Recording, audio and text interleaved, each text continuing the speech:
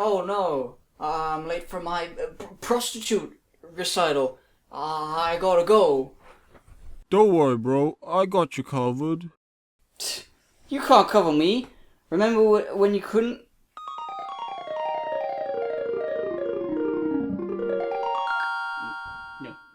No, it's not working. Just give me a blanket or something. That's never happened, dude. What do you mean? That wasn't a flashback, dude. That was a flash forward. You can see the future, dude. Wow. Ah.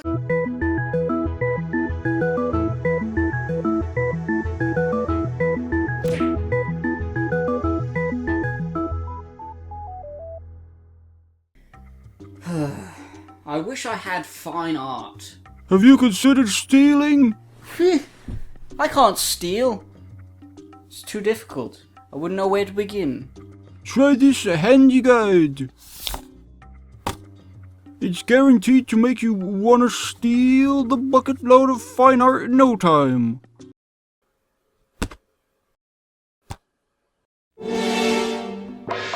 Sly 2 Band of Thieves is the sequel to the first game in a series of 4 games, of which this is the second one. It's about a band of thieves who are people who are animal people, and they do crime very well, and I'm gonna learn how to do crime by playing the game, and you're watching the video. The band of thieves in question consists of Sly, the sneaky guy, Bentley, the idea guy, and Murray, who punches guy. They all bring their unique skills to the table to create a super group of illegal.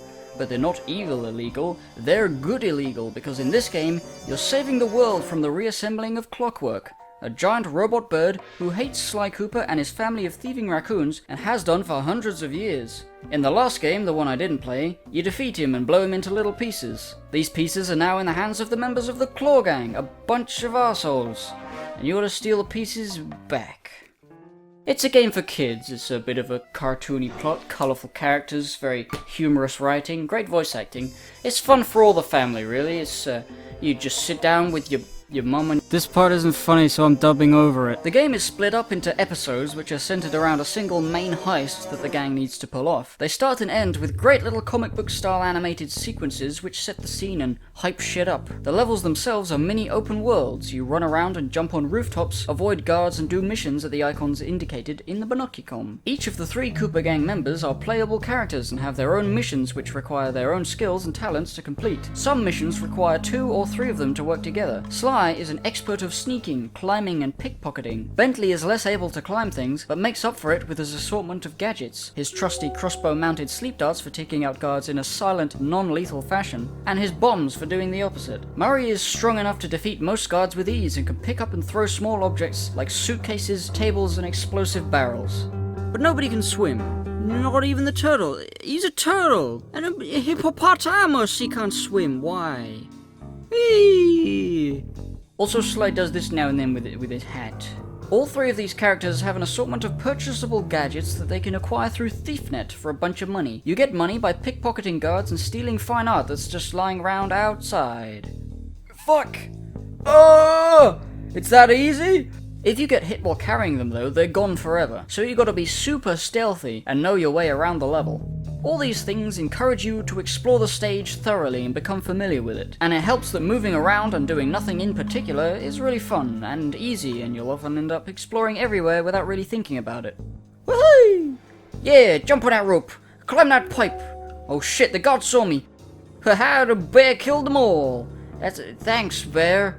The levels are really well designed too. They use every inch of the space, but nothing ever feels cluttered. The size is big enough that it'll take a while to explore, but not too big that getting from one end to the other is a hassle. Speaking of exploring, there are 30 clue bottles hidden all throughout each of the levels. Once you find all the clues, Bentley will be able to figure out the code to the safe, which is somewhere in the level, and inside the safe is a cool new gadget, like the Rage Bomb, which makes any guard in its radius liable to attack anything, including other guards, which can lead to some hilarity, and the Shadow Power, which makes you completely invisible.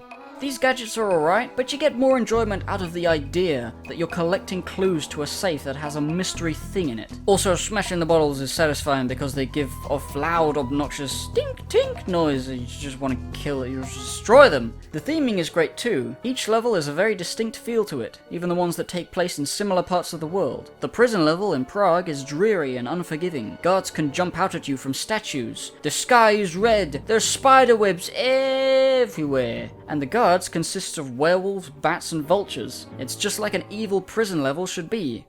Not to mention the music, which is good.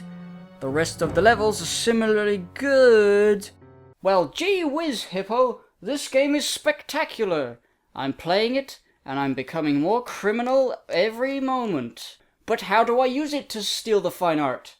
You have to do what Bentley does and think of a plan. A plan? That sounds like work. Work that I don't want to do. Do you want to be a wanted criminal on the run or not? No. But think of all the karma leaders. Oh. It's a game for kids.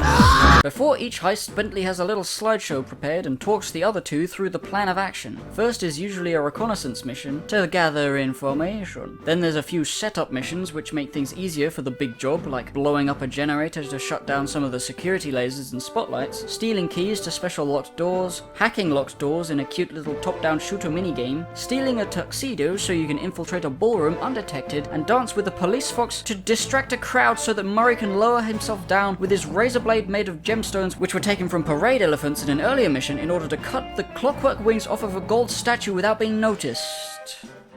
Yeah, shit gets complex. There's a huge variety of missions in this game. I don't think a single one is like another. There are game mechanics that are used multiple times, but it never feels like you're doing the same old shit. For example, there are a couple turret missions where you man a turret and shoot things out of the sky, but each mission has something different about it that makes things a little more interesting. In this turret mission, I'm in a stationary position shooting a helicopter. In this one, I'm in a helicopter shooting a dam and other helicopters. In this one, I'm on a blimp and shooting biplanes out of the sky. Same game mechanic, different context. Feels pretty good. The turret missions are probably my least favorite type of mission though. The controls are a little too sensitive. Makes it hard to aim reliably at anything. You just gotta keep firing as you sweep by the target and hope it hits. And it doesn't.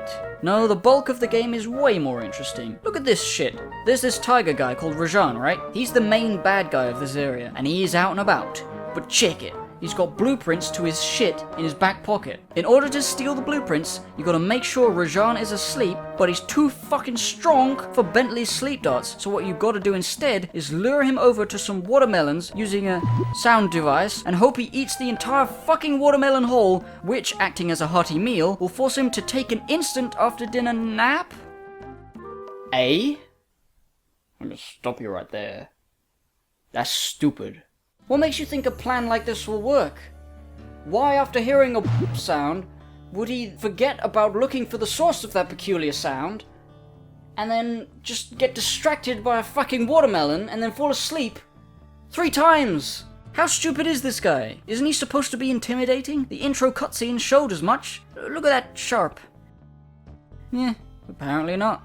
There are a lot of strange plans that Bentley comes up with that inexplicably go off without a hitch. There's this one time in a climbing competition where you have to cheat by pulling the opponent down off of the cliff with 3 heavy-duty grappling hooks that for no reason are hidden inside 3 outhouses that just so happen to be positioned in front of the climbing cliff. Now, if that wasn't ridiculous enough, consider the fact that you apparently managed to do this without anyone noticing that you're cheating. By the time I've gotten to the mission where you have to redirect a laser beam outside a log cutting house, and then all over the wilderness in a convoluted crisscross only to end up very close to where you began, using the heat of the laser to thaw a block of ice containing an ancient book on log cutting, which is crucial for completing the heist somehow, and a woolly mammoth which also thaws out and then runs away into the ocean where it instantly freezes again.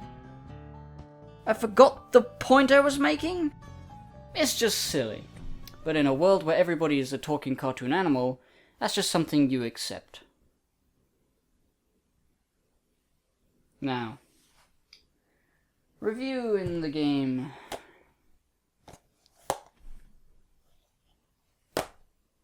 I don't care. doggy. I don't know, Hippo. I don't think I can ever be a super criminal. These guys make it look so easy, and I haven't even started writing my heist plan. I'm just worthless. Yup. You're right! I'm gonna steal the fine art, and no one's gonna stop me, not even Fox Women.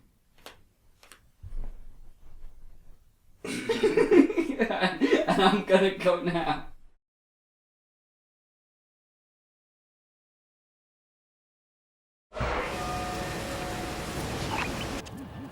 Ah, here it is. The Museum of National Loot. Okay, so to gain access to the building, you gotta steal the keys off of this security guard here. Right. Once you're inside, you gotta avoid these invisible lasers all over the floor. Now how am I supposed to do that? You press X to jump over them, you stupid idiot. Oh. And don't forget to press circle to grab onto lampposts or some shit. Anyway, bye.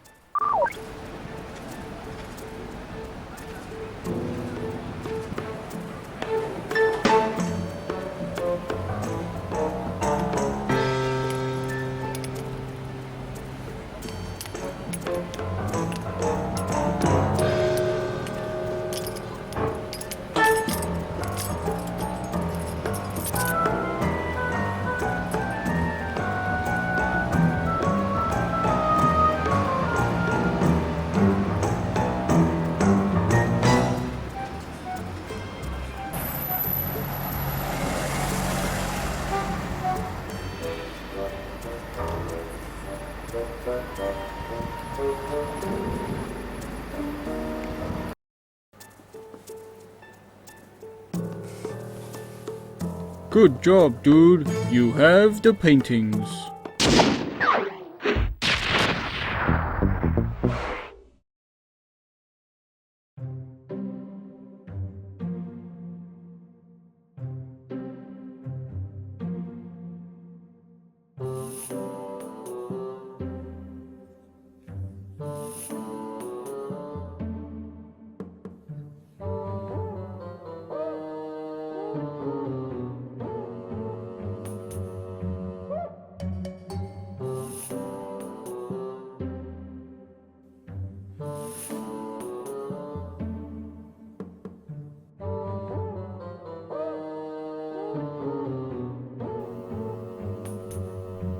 What do you think?